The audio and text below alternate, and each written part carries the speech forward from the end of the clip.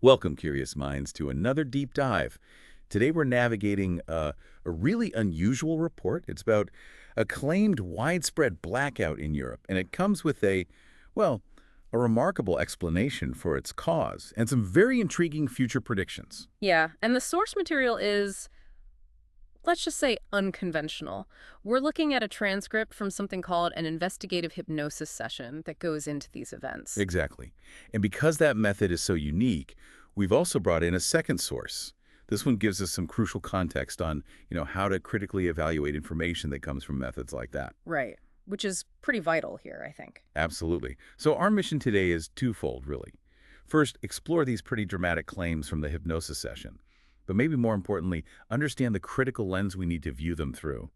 It's about figuring out what makes knowledge valuable, even when it comes from, well, extraordinary places. So unpacking the story, but also unpacking the way we get the story. Precisely. So let's dive in. We're starting with the perceived events of a blackout. This reportedly happened on April 28th, 2025. According to the session. According to the session. It apparently hit Spain, Portugal, and parts of France pretty hard, extending down into southern Europe. The initial physical feeling or perception described in the session was like a massive overload, or maybe overcharging of electrical current. Yeah, the operator used terms like huge energy waves forming a wall, almost like the cables just couldn't handle it. And the location was perceived as at the foot of Spain, right? Right. Though no specific city was named. Exactly. A bit vague there. But what's fascinating and where it immediately gets strange is this esoteric or, metaphysical layer they introduce almost straight away. Right. It wasn't just faulty wires. Not at all. According to this session, it explicitly claimed this wasn't a natural overload. It was supposedly intentional, something imposed by, get this, many entities of various species. Okay, wow. Entities imposing a blackout. Yeah, and this is where that second source, the disclosures video, becomes so important right from the start. It stresses that info from just one investigative hypnosis session. It's seen as very contaminated, like a very high percentage of pollution. So we need a huge grain of salt here. A massive one. The analogy they use is like trying to talk underwater distorted sounds, different languages, gestures. You get the idea. Yeah. So even as we talk about these entities wanting to send nations into tilt for hours... We're remembering it's filtered information. Highly filtered. And then there's the claim that some members of government described as entities themselves knew about it and were apparently pleased or satisfied with how it went down. Okay, that's a pretty heavy claim. Government figures who are also entities happy about a blackout. It's definitely out there. And the perceived effects on people were pretty severe too. Widespread discomfort, psychosis, even a mental tilt. A mental tilt. What does that translate to? It led to what the session called scompiglio, which is Italian for confusion, turmoil, and the formation of egregore. Egregore, that concept of a collective thought form, right? Like a psychic cloud created by mass emotion. Exactly. The session basically lumped all this mental and emotional fallout together as an interference. And this interference wasn't just a side effect, was it? According to the session, no. It was allegedly part of a plan by these entities within governments. The goal was supposedly to create chaos through humans by lowering their emotional body and vibrations down to low frequencies. Meaning fear, anger, that kind of thing. Precisely. Negative stuff. Which, reportedly, these entities feed on. These low frequencies acted like an attachment or a hook for them. Okay, so it's not just chaos for chaos's sake, it's sustenance. That's the claim. And beyond the human impact, the plan was also meant to damage the economy, create imbalance for the nations, hit the stock market, that sort of thing. It really does paint a picture that challenges, well, pretty much everything we think we know. Yeah, understatement is right. So the session doesn't just say what happened, but how it was orchestrated from this very unusual perspective. Yeah. What's the alleged mechanism? Well, from the session's view, the cause wasn't the physical overload. That was just a consequence. Yeah. The real cause. The entities. They made it look natural. Okay. The method involved a reptiloid entity, and again, these terms like reptiloid pop up in certain esoteric circles referring to non-human intelligences allegedly within the government, giving the go-ahead on a metaphysical level. A metaphysical green light. Right. Then, for the physical part, a technician or worker at a power plant apparently tampered with equipment, but, and this is key, their mental body was manipulated. They supposedly had no idea what they were really doing. It was involuntary. Wow. So an unwitting saboteur. That's the narrative. And the consequences for this poor technician were apparently dire. Sickness, death, getting fired, and the whole incident hushed up to hide the sabotage. And the power plant itself. Physical damage, huge financial losses, needed replacement parts, cables, the works. A very elaborate, very dark story. Definitely dark and elaborate. Huh. So, with that backstory laid out for this supposed 2025 event, the session then pivots to the future, right?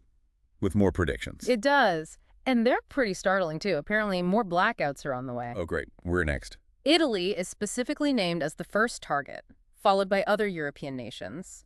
The time frame given is roughly between July and September 2025. Okay, so quite soon after the first one. Same method. Overload. No, and this is interesting. The alleged method changes. These future events are supposedly caused by entities manipulating solar activity. Solar activity. Like a solar flare. Exactly, making it look like a natural solar storm. The description was kind of sci-fi. Entities throwing solar balls that cause lightning and thunder when they're destroyed near Earth. Throwing solar balls. Yeah. Okay, why the change in tactics? The session suggested it would be too easy to use the same method twice. Making it look like a natural disaster makes it more credible to humans. Plausible deniability, maybe?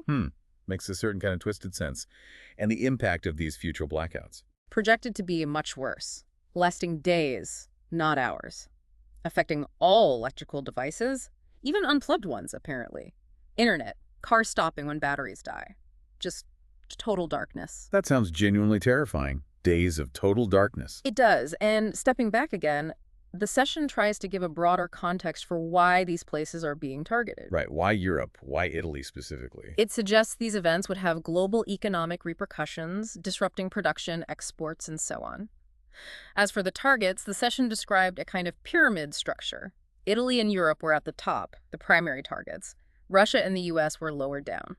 Why that hierarchy? The reason given is that Europe and Italy are supposedly easier to govern because they have fewer entities at the top of their governments compared to Russia and the US, which are allegedly protected by a higher number of entities. Fewer entity guards at the top in Europe, essentially. That's the idea presented. And Italy's specific role, it's deemed a vital source. A vital source of what?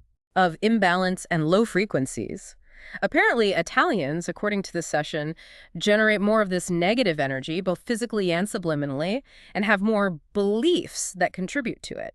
This makes them a favorable energy source for these entities. Okay, that's quite a specific and unsettling characterization. So who are the alleged masterminds behind all this? Did this session name names, so to speak? It did, within its own framework, of course. A draconian leader named Zu, along with entities referred to as octopus and arachnoid, were reportedly heading these operations. Again, these are names you might hear in certain esoteric lore. Draconians, octopus, arachnoids. Got it. And the reptiloids. They serve as the infiltrators. The session claimed a staggering 90% of government figures in the affected nations were hybrid reptiloids. 90%, wow. And their main motivation is just feeding. Pretty much. Yeah. Creating discomfort and low frequencies in humans because that's our vital source. Humans as batteries, essentially. That's a common trope in some of these narratives, the human battery idea. It is. The session also mentioned specific years, 2025 and 2027, as being favorable for their plans based on the rotation of their own world, not Earth's calendar. Their own celestial mechanics determining the timing. Seems so. And then there's a really chilling long-term prediction. The year 3047, which apparently corresponds to Earth numbers 347 in some way. What about it? According to their projects, that's when Earth will no longer exist. Destruction, fire, flames. The end, basically. That's a lot. Destruction of Earth planned out? Yeah. Given everything we've just laid out, the blackouts, the entities, the predictions, the massive elephant in the room is, how seriously can we take any of this? Exactly. And this brings us squarely back to our second source, the one that analyzes investigative hypnosis itself. This is crucial. Right, because these claims are extraordinary, to say the least. Absolutely. And as we mentioned, that disclosures video is very explicit. Information from a single session like this one is considered very contaminated, a very high percentage of pollution. That underwater communication analogy really sticks. It does. What are the sources of that contamination, according to the video? They're numerous. The information supposedly travels across dimensions, densities. It passes through the conscious and unconscious minds of both the operator and the subject. Then it gets filtered through the hypnotized person's own mental structure, their beliefs, education, culture, maybe even past life experiences. So it's like a game of cosmic telephone. through multiple layers of personal filters. That's a good way to put it. Which means the real purpose of info from one session isn't about getting objective facts or data to memorize. It's more like a vehicle. A vehicle for what? To identify the potential cause of a problem for the person undergoing hypnosis, the client, so they can then work on it for their own healing or understanding. It's a starting point for personal exploration, not a news report. Okay, that's a critical distinction. It's for the client's process, not necessarily for revealing objective future events or hidden truths to the world. So, given all that contamination in a single session, how is reliable information supposedly obtained using this method, if at all? Yeah. Does the second source address that? It does. It says that genuine investigative work in this field, aiming for more objective data, is incredibly long, difficult, and tiring. That sounds like it. It requires a dedicated team, and they need to conduct literally thousands of sessions with many different people and different operators. Thousands? Wow. Yeah, and the only information considered potentially reliable is the stuff that is common to all, or at least a vast majority of those thousands of sessions, where everyone worked independently. You're looking for the consistent patterns that emerge from a huge data set. Cross-referencing on a massive scale. Exactly. And even then, the percentage of truly reliable info they reckon they can extract is tiny, like very low, perhaps 2–3%. The rest, considered garbage, basically noise and distortion. 2 to 3%. That really puts the claims from a single session into perspective. It absolutely does. And there are even more layers of difficulty. Such Well, there's this concept of authorization. The subliminal part of a person or being their deeper consciousness might just refuse to grant authorization to access certain information. You can't just pry it out. So the information source itself might say, no comment. In a manner of speaking, yes. Plus, there's a big risk of manipulation, especially if there isn't already some kind of direct interference link between the person under hypnosis and whatever they're asking about. What kind of manipulation? Other cunning entities, as the source calls them, might intercept the request for information and feed back distorted or totally false answers.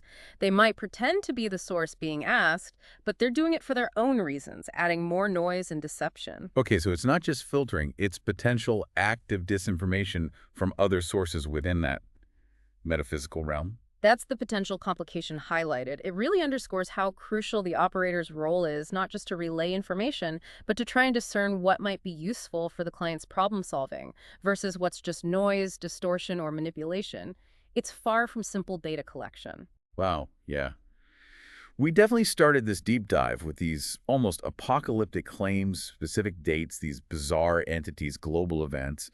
And we've ended up in this meta-understanding of how knowledge itself is formed and filtered, especially from these really unconventional sources. It's quite the journey, isn't it? From killer solar balls thrown by entities to the methodology of psychic investigation. It really is. It's a powerful, captivating narrative from the hypnosis session, no doubt. But keeping that critical lens from the second source firmly in place feels absolutely essential. What's your final takeaway from weaving these two sources together? Well, it's interesting because the hypnosis session itself apparently ended with the operator stating an intention to share this information with the subliminal parts of Europeans. Sharing the warning, essentially. Kind of. And reportedly, this intention caused the hybrid entities and governments to react very badly within the context of the session.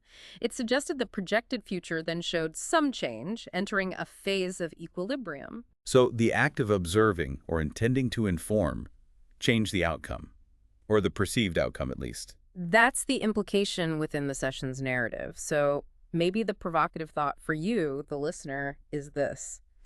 If even a perceived subliminal awareness, as described in this session, could potentially cause ripples in a projected future scenario, what does that suggest about the power of our own consciousness, our own attention? How we navigate all the information, conventional or otherwise. Exactly. How does simply being informed, even about really out there claims like these, maybe empower us? Does it change how we engage with the world, with potential realities, just by being aware? That is definitely something to ponder. The power of awareness itself, regardless of the ultimate truth of the information. Food for thought, for sure.